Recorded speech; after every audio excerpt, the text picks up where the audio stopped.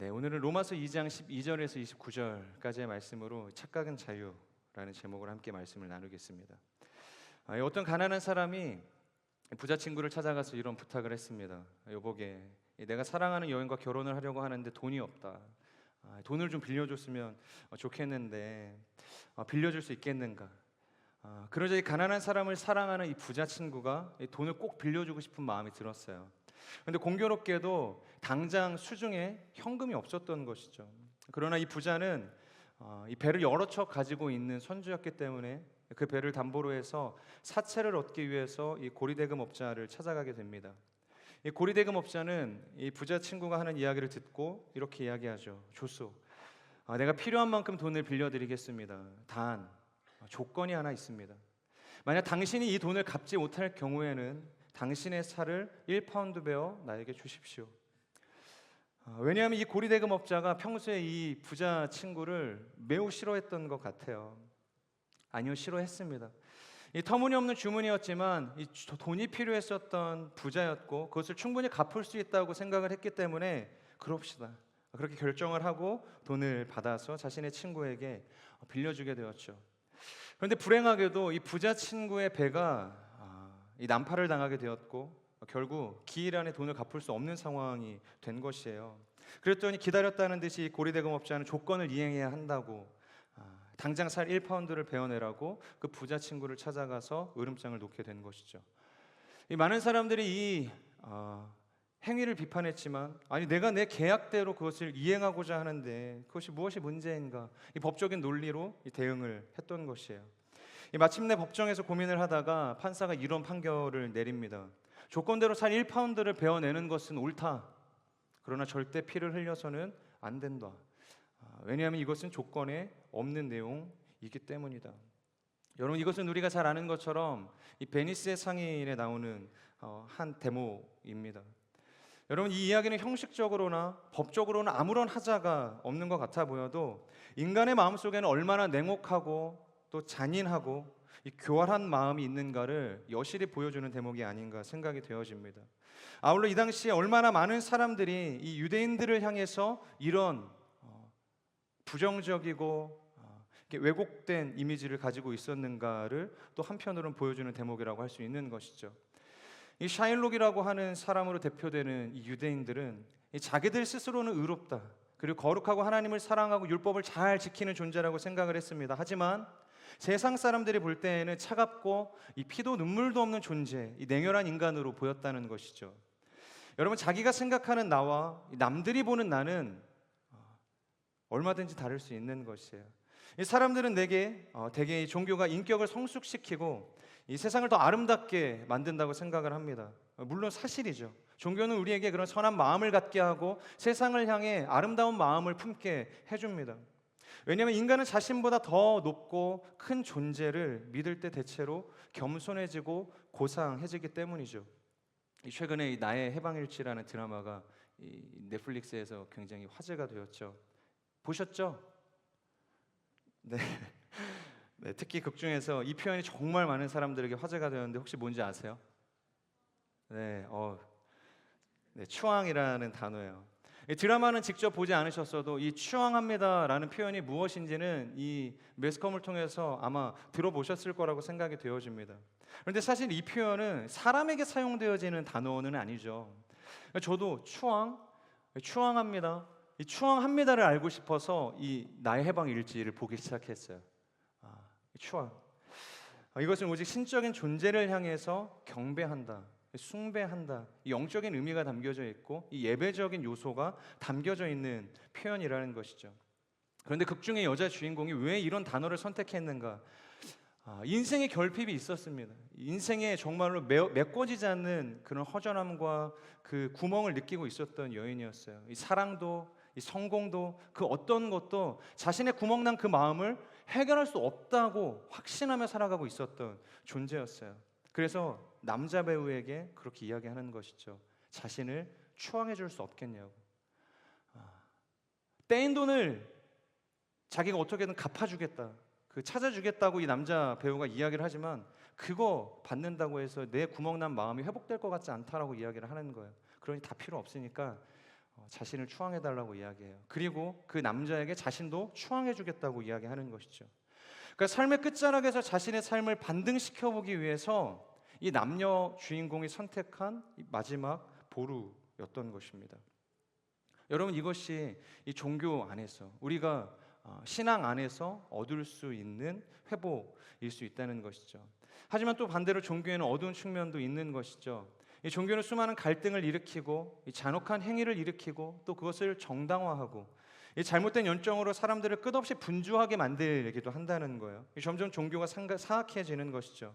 그래서 어떤 무신론자는 이런 이야기를 했어요. 종교가 없어져야 세상에 참 평화가 올 수 있다.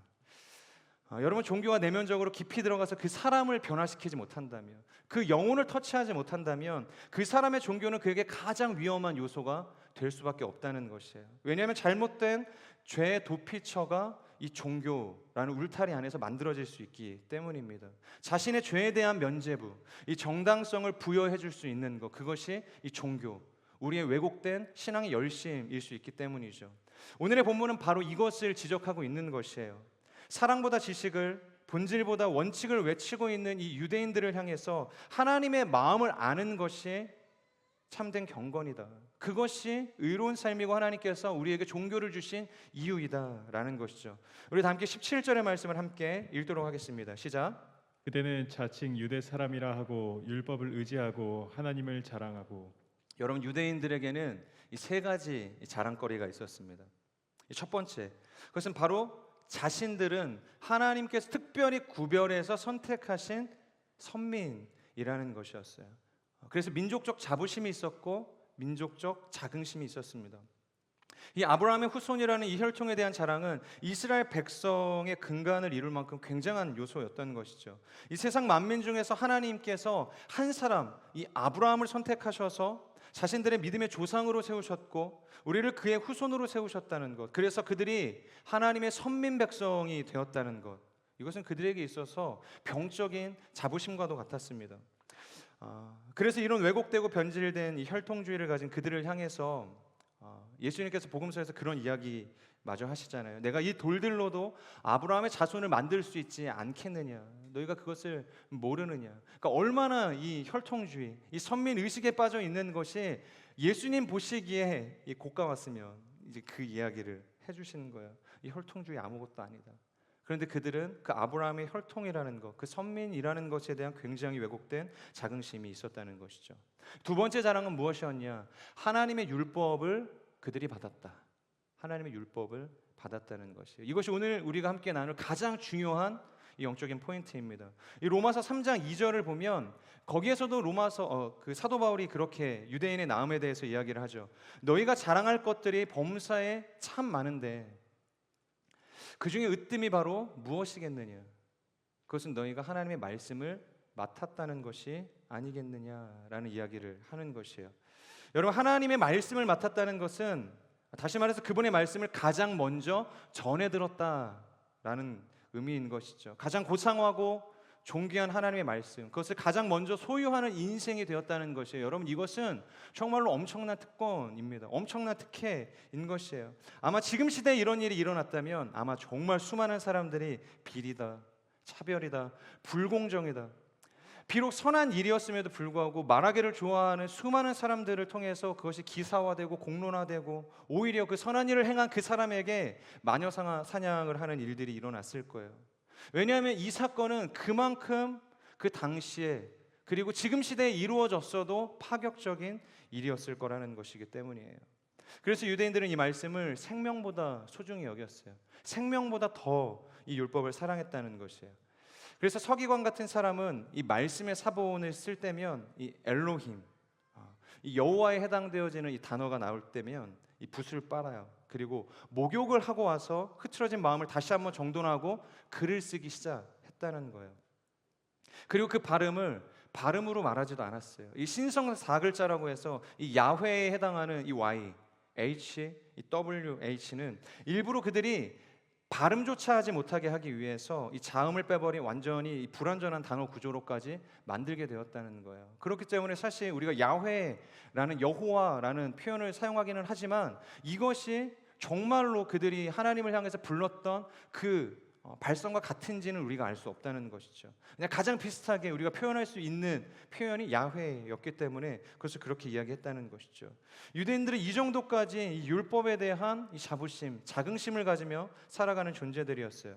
그런데 이런 그들을 향해서 사도 바울이 이야기하고 있는 것이요, 잘못되었다. 지금 너희는 아주 큰 착각에 빠져 있구나.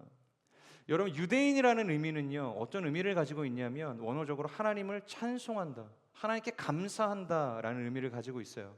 그런데 17절, 자칭 유대인이라고 하는 사람들, 그들은 하나님의 율법을 받아서 유대인으로서 마땅히 하나님을 찬양하는 인생이 아니라 오히려 다른 삶을 살아가고 있다는 것이에요. 오늘 본문의 마지막 절인 29절의 끝부분을 보면은 이렇게 이야기하고 있죠.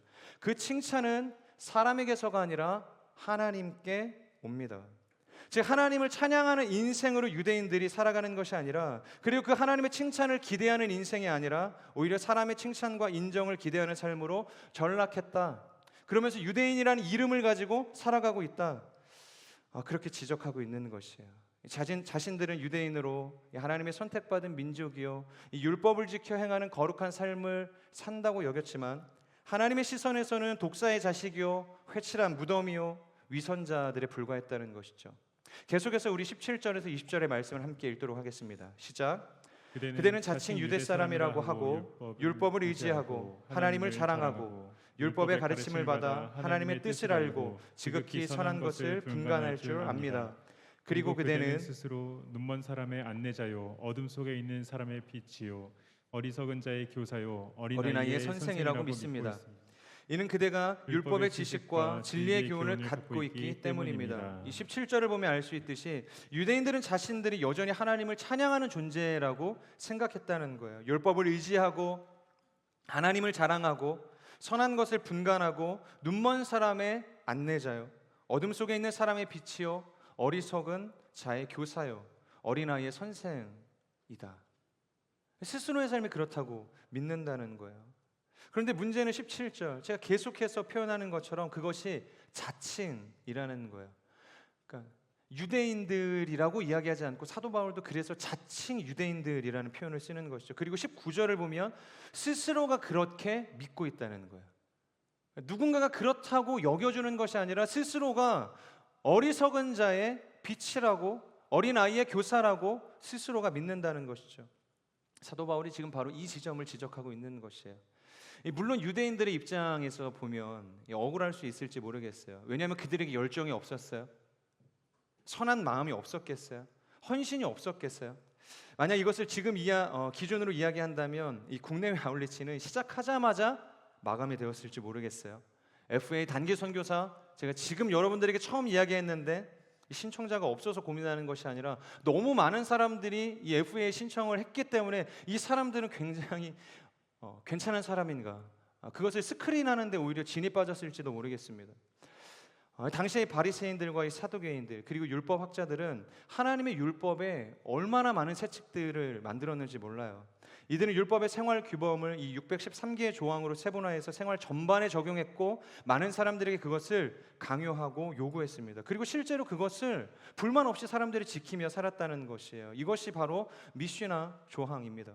그리고 이뿐만 아니라 이 출애굽기, 레위기, 민수기, 신명기에 나온 이 모세 오경을 또 요약해서 미드라시라는 지켜야 할 조항으로 그들이 만들고 살았다는 것이에요. 여러분, 유대인들은 자녀가 3살이 되면 이 옷단에 술을 달아주고 하나님의 백성으로 말씀을 지키며 살아가야 한다, 그렇게 가르치는 신앙의 교육을 시작합니다.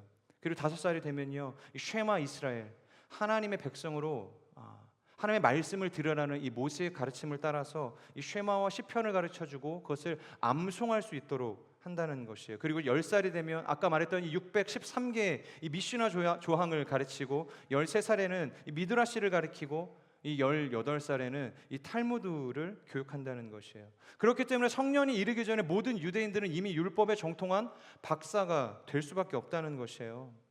이런 열정과 열심과 삶의 전반적인 것에 하나님의 율법에 순종하는 삶을 살기 위해서 이들이 얼마나 노력하는가. 과거에 TV를 보는데 이런 장면이 나오더라고요. 예루살렘 호텔에서 실제로 있었던 일입니다. 이 안식일 아침에 호텔에서 식사를 하려고 승강기를 탔는데요, 이 승강기가 내가 누르지도 않았는데 매 층마다 멈추는 거예요.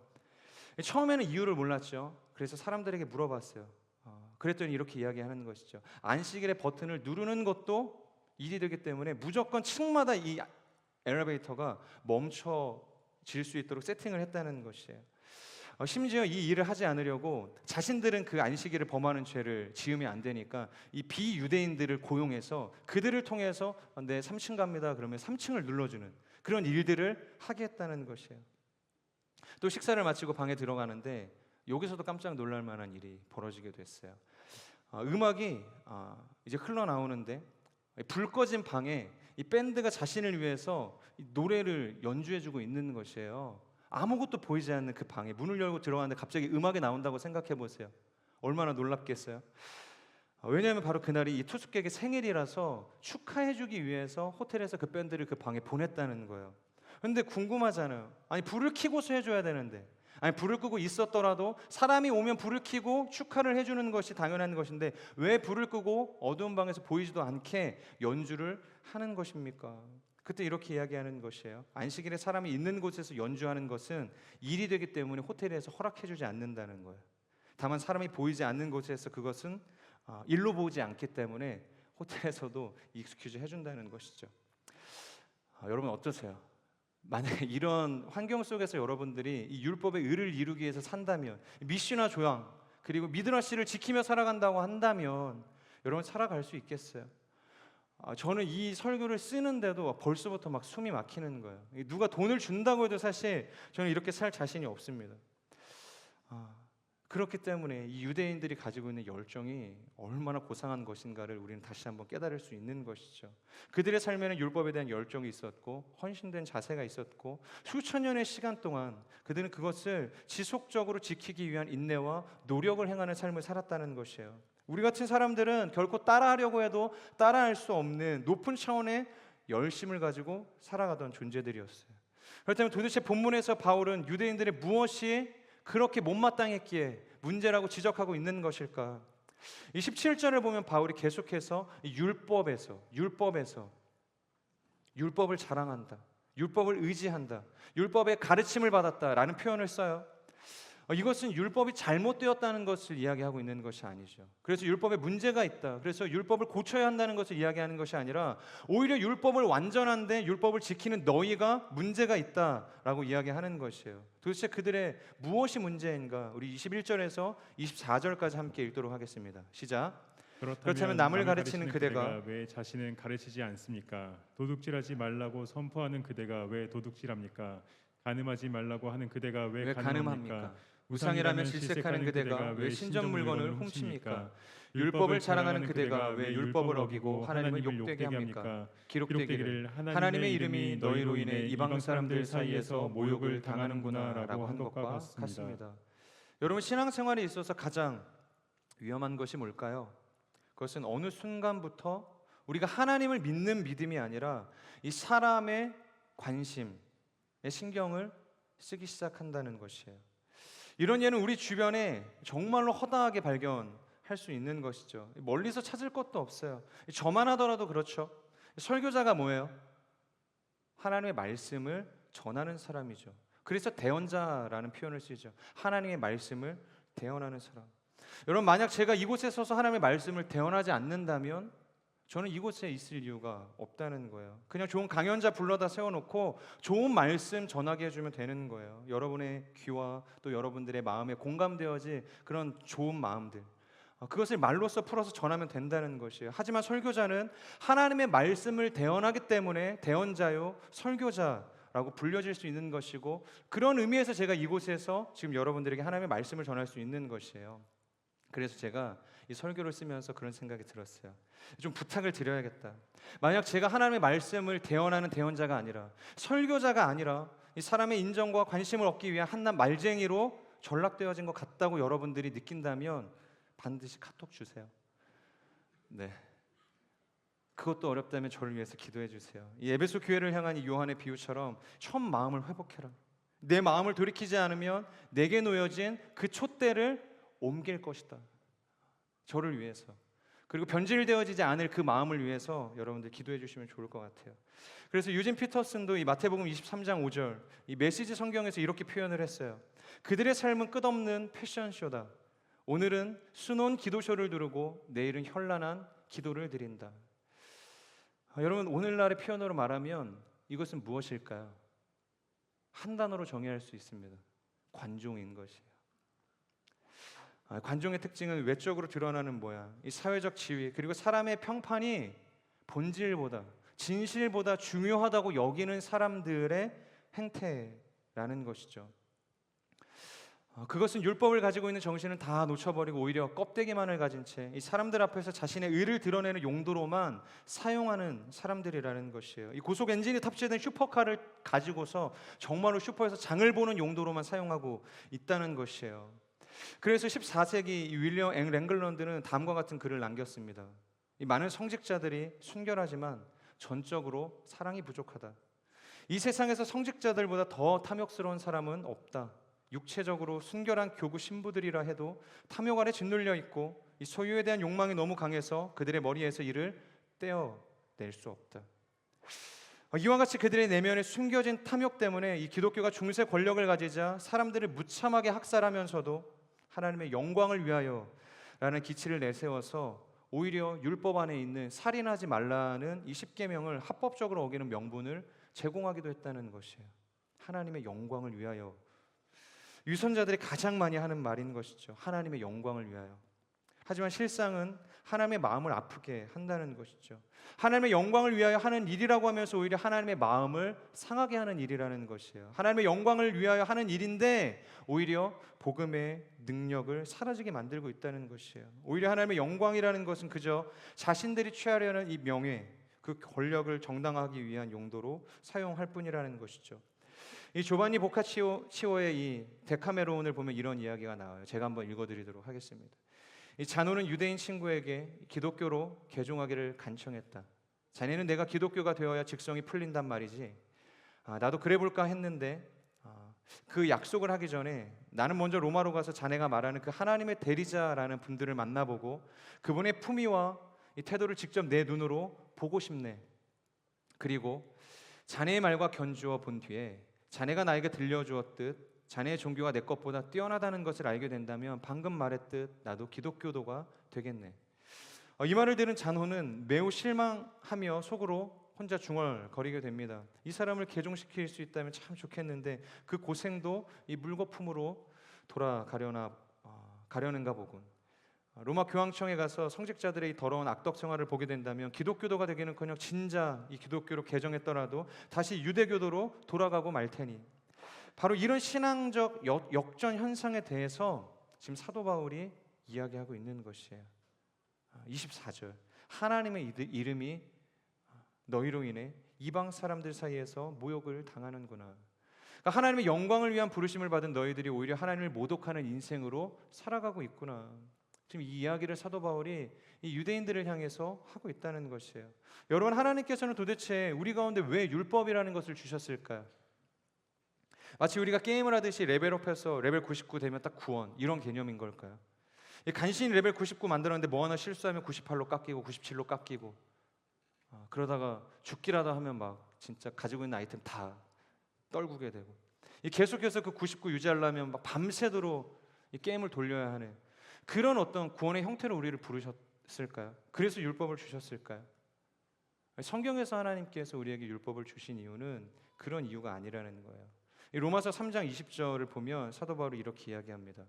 그러므로 율법의 행위로는 하나님 앞에서 의롭다는 인정을 받을 육체가 없습니다. 그러니까 율법으로는 하나님 앞에서 의롭다는 인정을 받을 육체가 없다. 그렇게 이야기하면서 이렇게 이야기해요. 율법으로는 죄를 깨달을 뿐입니다. 여러분, 율법이 가진 유일한 기능이 뭐라고 하죠? 여러 가지가 있다고 지금 언급하고 있지도 않아요. 율법이 가진 기능은 단 하나다. 그렇게 정의해주고 있어요. 바로 죄를 깨닫게 하는 기능이라는 거예요. 여러분, 율법은 이 완전함을 향해 나아가기 위한 수단으로 우리에게 주어진 것이 아니라는 것이에요. 뭐 때문에 주어졌어요? 우리 안에 있는 이 죄, 우리의 삶 가운데 범죄하고 있는 그 죄의 기준을 깨닫게 해주기 위해서 우리에게 주셨다는 거예요. 이 코넬리아 마크라는 분의 이 완벽주의의 작별을 구하다라는 책을 보면 이렇게 쓰여져 있어요. 저자 자신이 자신의 저서를 향해서 이렇게 이야기하는 것이죠. 이 책은 이 불완전함의 영성에 관한 책이다. 진정한 영성은 완벽을 추구하는 것이 아니다. 참된 영성은 우리가 하나님이 되는 것이 아니라 참된 인간이 되는 것이다. 여러분, 인간은 참된 인간이 되려 하기보다 하나님처럼 되려고 한다는 거예요. 인간으로 창조받았다면, 내가 피조물로 창조받았다면 인간답게 피조물답게 살아야 하는데 사람들은 그렇게 살지 않는다는 거예요. 하나님처럼 되려고 한다는 거예요. 뱀이 하와를 유혹했던 것처럼 하나님처럼 살 수 있다. 선악과를 먹으며 하나님과 같이 될 수 있다. 끊임없이 우리는 그 유혹 가운데에서 살아가게 된다는 것이에요. 그리고 동산 중앙에 놓인 이 선악과를 따먹고 하나님이 되라고 이야기한다는 것이에요. 여러분, 이 유혹은 그때나 지금이나 앞으로도 동일하게 이어진다는 것이죠. 그것이 완벽주의라고 하는 이 코넬리아 이 마크라는 이 작가는 정의하고 있는 것이죠. 그런데 이 개념, 이 완벽주의의 개념을 아까 우리가 읽었던 이 로마서 3장 20절에서도 이 사도 바울이 이야기하고 있는 것이죠. 그러므로 율법의 행위로는 하나님 앞에서 의롭다는 인정을 받을 육체가 없습니다. 우리 같이 한번 읽어볼까요? 시작. 그러므로 율법의 행위로는 하나님 앞에서 의롭다는 인정을 받을 육체가 없습니다. 여러분, 하나님께서 우리 가운데 원하시는 것은 하나님의 형상을 닮은 유한한 인간이 되는 것이에요. 하나님은 우리 인간에게 하나님과 같은 완벽한 인간이 되라고 요구하신 적이 없어요. 제가 예전에도 말씀드렸던 것 같아요. 이 마르바돈이라는 신학자는 이 동산 중앙에 놓인 선악과의 의미에 대해서 뭐라고 정의했는가? 그것은 너는 하나님이 아니다. 너는 인간이다. 너는 창조자의 손으로 빚어진 아담아, 흙이라는 것이죠. 그래서 흙에서 온 존재, 흙으로 빚어진 사람, 그것이 바로 아담아에서 아담이라는 존재가 된 것이에요. 그렇기 때문에 여러분, 그 아담에게는 누가 필요해요? 바로 자신을 지은 창조자가 필요한 거예요. 그를 돌보시고 지키시고 이끄시는 이 생명의 주관자가 계시다는 사실을 결코 잊지 않아야 한다라는 것이에요. 그것을 기억해야 한다는 것이죠. 그렇기 때문에 이 동산 중앙, 가장 그것이 잘 보이는 곳에 위치해서 이 선악을 알게 하는 나무가 놓여져 있었다는 것이에요. 그래서 유대인의 세 번째 자랑으로까지 이것이 이어집니다. 할례인데요. 유대인의 세 번째 자랑은 바로 할례입니다. 여러분, 할례가 무엇이죠? 할례. 남자들은 대부분 하죠, 할례를. 우리가 신앙이 있어서 할례를 행했던 것이 아니라 할례를 행하면 건강해진다 그래서 할례를 행했죠. 그런데 신앙적으로 이 할례는 무엇인가? 이 아브라함이 하나님께서 아들을 주시겠다는 이 약속을 신뢰하지 못하고 자신의 몸종이었던 하갈, 그 하갈을 통해서 이스마엘을 얻게 된 그 사건으로부터 기인하게 되었어요. 무슨 의미인가? 하나님께서 그들에게 약속을 주셨죠. 아브라함과 사라에게. 그런데 사라도 그렇고 아브라함도 그렇고 그 하나님의 약속을 신뢰하지 못해요. 그런데 그도 그럴 것이 75세 아브라함에게 찾아가셔서 그에게 언약을 주셨어요. 그를 부르시고 민족을 이루시겠다는 분명한 약속을 주셨다는 거예요. 그런데 수십 년의 세월이 지났음에도 아들이 생기지 않아요. 75세에 오셔서 아들이 생길 것이다. 그 아들을 통해서 너의 민족이 이루어질 것이다. 그 약속을 주셨는데 이 사라의 문제인지 아브라함의 문제인지 누구의 문제인지 알 수 없지만 아이가 생기지 않는 것이에요. 걱정이 되지 않았겠어요?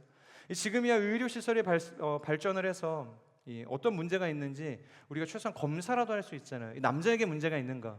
여성에게 문제가 있는가? 그렇다면 우리가 무엇을 노력해야 하는가? 검사라도 받을 수 있지만 이 수천 년 전 이 고대 근동을 살아가던 그들은 어땠어요?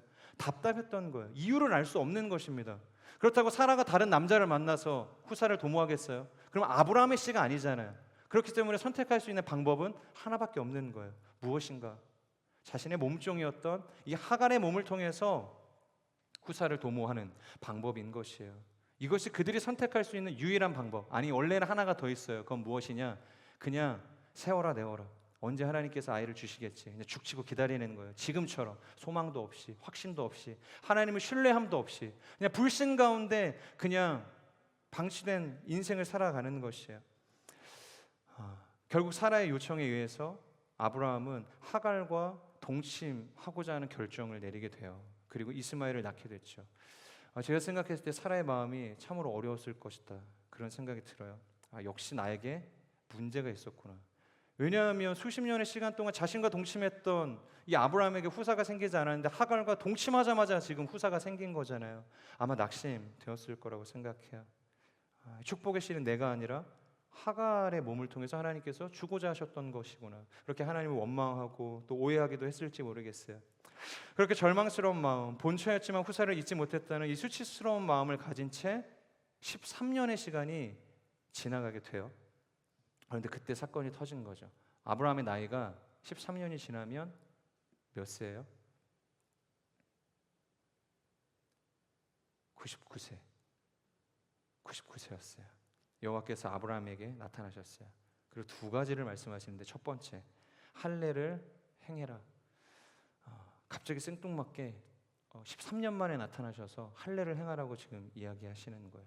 13년이 아니죠. 75세에 그를 부르셨으니까 24년 만에 나타나셔서 이야기하시는 거예요. 갑자기 할례를 행하래요. 너희 집에 태어난 사람이든 내 자손이 아닌 이방 사람들에게 돈을 주고 산 어떤 사람이든 구별하지 말고 차별하지 말고 할례를 행해라. 태어난 지 8일이 된 모든 남아는 그들의 표피를 베어서 너희 몸에 영원한 언약으로 삼아야 할 것이다.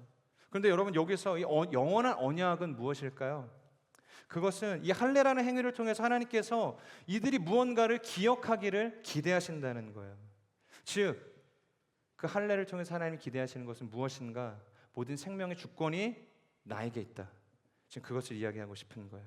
아브라함과 사라는 그 하나님의 언약을 신뢰하지 못하고 인간적인 지혜와 열심을 가지고 자신의 후사를 이어보겠다고 노력을 했어요. 그리고 그것을 옳게 여기며 13년의 시간을 이스마엘이 자신의 후사라고 여기며 살아왔던 것이에요. 그런데 하나님께서 지금 그거 아니라고 이야기하시는 거예요. 야, 지금 너네 그거 틀렸어 라고 말씀하시는 거예요. 여러분, 하나님께서 약속하셨다면 닫혀진 태를 통해서도 생명은 태어나는 것입니다. 처녀의 몸을 통해서도 성령을 통해 생명이 잉태되는 것이에요. 여러분, 믿으세요? 지금 아브라함과 사라에게 지금 하나님 그거 믿으라고 이야기하고 계시는 거예요. 그 하나님의 언약을 신뢰할 수 있는 인생으로 다시 돌이키라고 이야기하시는 것입니다. 여러분, 할례를 행한다는 것은 남성의 이 생식기에 칼을 대고 피를 흘리는 행위를 의미하죠. 이 생명을 흘려보낼 수도 있고 그 생명을 그치게 할 수도 있는 곳, 그것이 남자의 생식기라는 거예요. 그런데 그런 곳을 하나님의 언약의 상징으로 칼로 도려냈다. 여러분, 지금도 그거 굉장히 아프거든요. 저는 한 30년 전에 그 할례를 행했습니다. 굉장히 아픈데 그때 당시에는 마취제가 있었겠어요? 어떤 정교하게 잘 다듬어진 칼이 있었겠어요? 아무것도 없었던 시절에 이 8일밖에 되지 않은 그 아이, 여러분, 유아 세례를 주기에도 이 8일밖에 안 된 아이는 위험해요. 어려운 것이에요. 그런데 그 아이의 생식기에 표피를 베어내서 할례 행위를 행하라고 지금 이야기하시는 겁니다. 다시 말하지만 그 행위, 그것은 그 행위 자체에 의미가 있는 것이 아니라 우리의 생명이 하나님께 있음을 고백하게 하려는 하나님의 마음이 담겨져 있다는 것이에요. 더 나아가서 나의 가정, 나의 민족, 그리고 내가 함께 밟게 될 열방이 하나님의 손에 있음을 고백하게 만드는 행위라는 것이에요. 그래서 그렇게 할례 정신에 대해서 이야기하고 할례 행위에 대해서 요구를 하시고, 두 번째 말씀 뭐라고 이야기하시는가? 1년 뒤 아브라함이 100세가 되는 해 내가 후사를 주겠다. 너를 통해서 씨를 잉태하겠다라는 약속을 주시는 거예요. 여러분, 우리에게 허락된 구원이라는 이 영원한 생명, 그 생명의 주권이 누구에게 있어요? 하나님께 있다는 것이에요. 아브라함의 생명의 주권만 하나님께 있는 것이에요? 그렇지 않죠. 아브라함의 민족으로, 영적인 아브라함의 후손으로 오늘도 우리는 그 신앙의 정신을 가지고 정체성을 가지고 살아가는 존재이잖아요. 아브라함의 생명의 주관자가 하나님이셨다면 우리의 생명의 주관자 역시 하나님이시라는 거예요. 율법에 있지 않고 하나님께 있는 것이에요. 할례에 있지 않고 하나님께 우리의 생명이 속해 있다는 것이에요. 할례는 행하면서 할례의 의미를 망각한 곳에는 생명이 없다. 율법을 행하지만 율법의 정신은 놓치고 있는 너희의 신앙 가운데 구원은 없다. 지금 그 이야기 하시는 거예요. 하지만 반대로 할례는 행하지 않지만 할례의 정신을 가지고 생명의 주권이 하나님께 있습니다 라고 고백하며 살아가는 인생 가운데에는 생명이 있다. 지금 그 얘기 하시는 거예요. 사랑하는 여러분, 저희 딸 이름이 혹시 뭔지 아세요? 하이거든요. 사람들이 처음에 이 하이의 이름을 들으면 의아해해요. 이름은 이쁜데 뭔가 세련된 것 같은데 무슨 뜻이지? 하이, 헬로 이런 건가? 뭐 하이, 헬로도 기분 좋은 느낌이에요. 뭔가 사람들을 웰컴하고 환영해주는 느낌이잖아요. 그래서 그런 의미도 있습니다 라고 이야기를 하지만 더 본질적인 이름이 있어요. 하이의 이름은 히브리어에서 왔거든요. 히브리어에서 이 하이라는 뜻은 하나님께서 주신 생명이라는 의미를 가지고 있어요. 이 하와의 이름이 모든 산자의 어머니라는 뜻을 가지고 있거든요. 그런데 이 하이가 그 하와라는 단어의 근원이 되어지는 거예요. 그러니까 하나님께서 주시는 생명, 그래서 하와가 모든 산자의 어머니가 되는 것이죠. 저와 저희 아내는 결혼을 하면 당연히 아이가 생길 줄 알았어요. 당연히 저희가 원하는 때 우리가 계획하고 준비하면 탁 아이가 생기는 줄 알았어요. 그런데 정말로 감사하게도 저희가 계획하고 준비한 나이가 덜컥 생긴 거예요. 그런데 문제는 저희 아내가 임신을 하고 얼마 되지 않아서 유산을 하게 되었어요.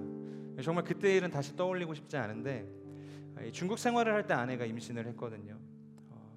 그래서 뭐 태명도 지어주고 그렇게 어떻게든 잘 아이를 이제 키워보겠다는 그런 다짐도 하고 기도도 하고 그런 시간을 보내고 있었는데 갑자기 아내가 얼마 한 5주 6주 그 정도밖에 되지 않았는데 하혈을 하기 시작하는 거예요. 그러면서 통증을 느끼기 시작하는 거죠. 우리나라에서도 그런 일들을 당하면 당황스러운데 중국이었거든요. 뭐 언어의 문제도 있었지만 사실 이 중국이 가지고 있는 이 생명에 대한 가치관이라든가 이 의료 시설이라는 것이 이 한국에 비해서 굉장히 열악해요. 그렇기 때문에 사실 어지간해서는 그 병원, 중국 병원을 가고 싶지 않았지만 어쩔 수 없잖아요.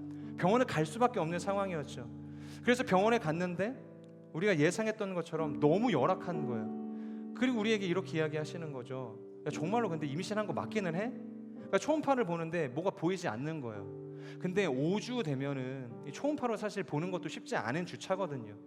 그런데 낙심해 있는 그 마음, 두려움 가운데 있는 그 아내를 향해서 그 의사가 그렇게 이야기하는 거죠. 이거 원래부터 너네 임신 안 한 거 아니야? 그냥 생리 아니야?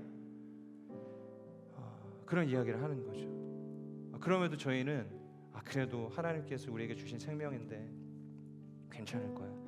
정말 상황은 좋지 않았지만 이 신락 같은 희망을 가지고 중국은 안 될 것 같다. 한국으로 돌아가자. 한국으로 가서 치료를 받자. 그렇게 결정을 하고 다음날 바로 한국행 배에 오르게 되었어요. 이마저도 이 배를 타고 가면 이 반나절 굉장히 오랜 시간이 걸리는데 비행기를 타면 이 공기중의 압력 때문에 혹여라도 이 아이에게 문제가 생길까봐 이 배를 선택하게 된 것이죠. 그렇게 도착하고 이 목동에 있는 유명한 이 병원에 가게 되었어요.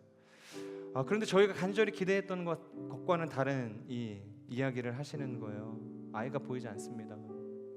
이 진료를 봐주시는 이 의사 선생님께서 정말 조심스럽게 이야기하시는 거죠. 아이는 보이지 않는데 그래도 다행인 것은 너무 깨끗하게 유산이 되었습니다. 다시 아이를 가지셔도 될 것 같다. 원래는 이제 유산을 하고 나면 일정 기간을 요양을 해야 되잖아요.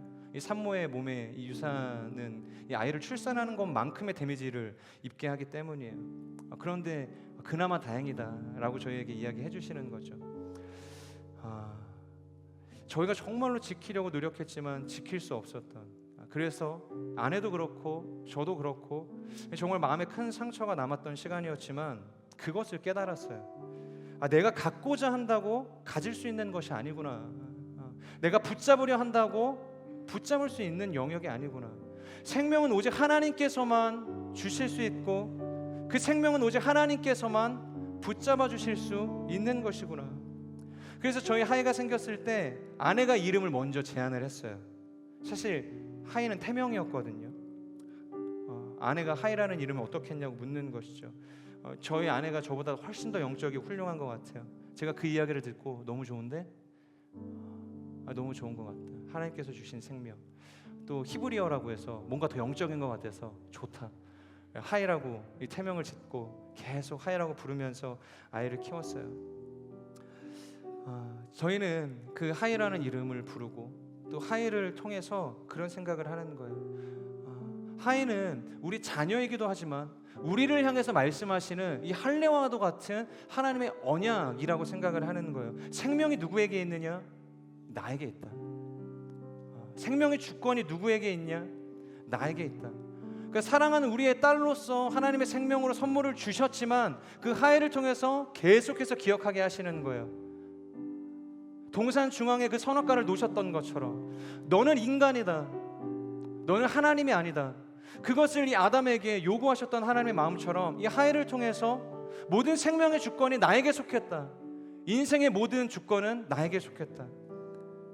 하나님께서 우리에게 그것을 기억하라고 이 하혜를 주셨다고 저는 생각을 하는 거예요. 저에게 있어서, 저희 아내에게 있어서 하혜는 바로 그런 존재인 것이에요. 생명의 주권이 하나님께 있습니다. 우리가 사는 것도 우리가 죽는 것도 오직 하나님의 손에 달렸습니다. 하나님 우리를 불쌍히 여겨주십시오. 오늘 사도 바울이 우리에게 바로 이것을 이야기하고 있는 것이에요. 우리의 자랑이 무엇인가? 혈통적 우월함인가? 율법인가? 할례인가? No. 오직 하나님만이 우리의 자랑이 되시고 우리의 의가 되시고 우리의 생명이 되신다. 이것을 신뢰하지 못하는 모든 사람들은 심판이 있을 것이다. 지금 그것을 이야기하고 있는 것입니다. 이방인이어서 심판을 받는 게 아니에요. 유대인이지만 율법을 지키지 못해서 심판을 받는 것이 아닙니다. 율법의 정신이 왜곡되어지고 이 할례의 정신이 왜곡되어지고 율법을 통해서 하나님이 드러나지 않고 할례를 통해서 하나님이 없는 것과 같은 삶을 살아가는 이들에게 심판이 임한다는 것이에요. 저는 오늘 사도 바울이 우리에게 간청하는 것처럼, 요청하는 것처럼 하나님만이 우리의 인생의 주인이 되십니다. 율법이 아니라, 할례가 아니라 하나님께 우리의 생명이 속했습니다. 이것을 고백할 수 있는 복된 인생이 되길 주님의 이름으로 축복합니다. 우리 말씀을 기억하면서 한 가지만 같이 기도하겠습니다. 기도하실 때 하나님, 우리의 생명이 주님께 있음을 고백합니다. 우리의 인생의 모든 주권이 주님께 있습니다. 율법도 아니고 선민이라는 그 민족적 자긍심도 아니고 할례에도 있지 않음을 우리가 고백합니다. 오직 하나님이 나의 생명이 되어주시고 하나님만이 나의 구원이 되어주시고 나의 능력이 되어주시고 나의 인생의 전부가 되어주십니다 라는 이 믿음의 고백을 통해서 하나님 우리가 구원 가운데 나아갈 수 있음을 다시 한번 고백합니다. 이 믿음의 고백을 주님 앞에 올려드리며 우리 주여 간절히 선포하며 함께 기도하며 나아가겠습니다. 주여, 신실하신 하나님, 하나님께서 우리를 하나님의 민족으로 부르셨습니다. 율법을 주셨고 할례를 행하게 하셨습니다. 하지만 하나님, 이 혈통적 이 자긍심도 이 율법을 맡았자는 하나님 이 우월함도 그리고 할례를 행했자는 이 육신의 이 흔적도 결국 우리의 영원한 구원을 보장해주지 못하는 것입니다. 믿음으로 고백합니다. 오직 하나님이 나의 하나님이 되십니다. 하나님이 창조자이시고 나를 흙으로 돌아갈 아담입니다. 하나님, 나는 피조물입니다. 그렇게 주님께서 나를 부르시지 않으시고 나를 인도하지 않으신다면 나의 인생의 구원은 없습니다. 나의 인생의 생명은 없습니다. 이것을 믿음으로 고백하며 주 앞에 나아갈 수 있는 하나님의 사람들이 되어줄 수 있도록 역사하여 주시옵소서. 그 주님을 찬양합니다. 신실하신 주님 감사합니다. 이 로마서의 말씀,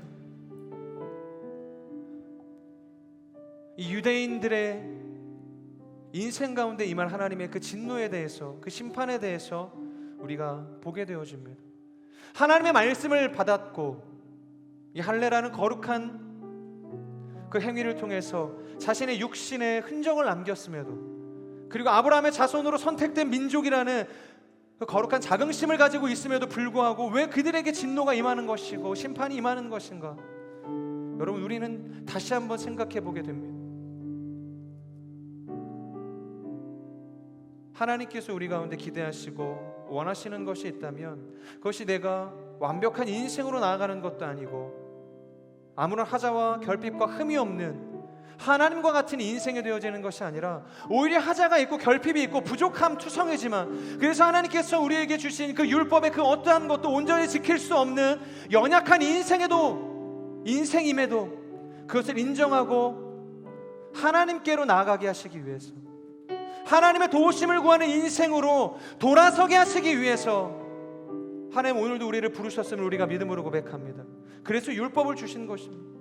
그래서 할례를 행하게 하셨습니다. 그래서 믿음으로 고백할 수 있는 하나님의 사람들이 될 수 있도록 역사하여 주시옵소서. 이 율법이, 이 신앙이, 우리의 이 종교의 의식이 나의 우월함을 드러내기 위한 수단이 되지 않게 하여 주시고, 오직 나의 연약함을 드러내고 하나님께로 나아가게 하는 거룩한 통로가 되어질 수 있도록 하나님 역사하여 주시옵소서. 하나님 우리를 불쌍히 여겨 주시옵소서. 모든 생명의 주권이 하나님께 속했음을 우리가 믿음으로 고백하며 살아낼 수 있는 하나님의 사람들이 되어질 수 있도록 하나님 역사하여 주시옵소서.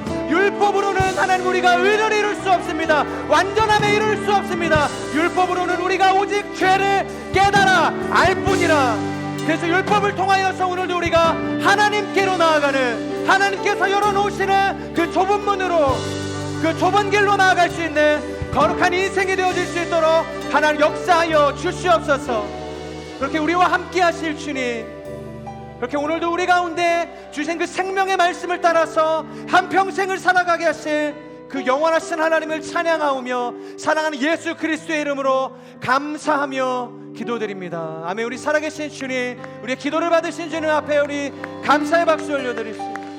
오 주님 찬양합니다. 아멘.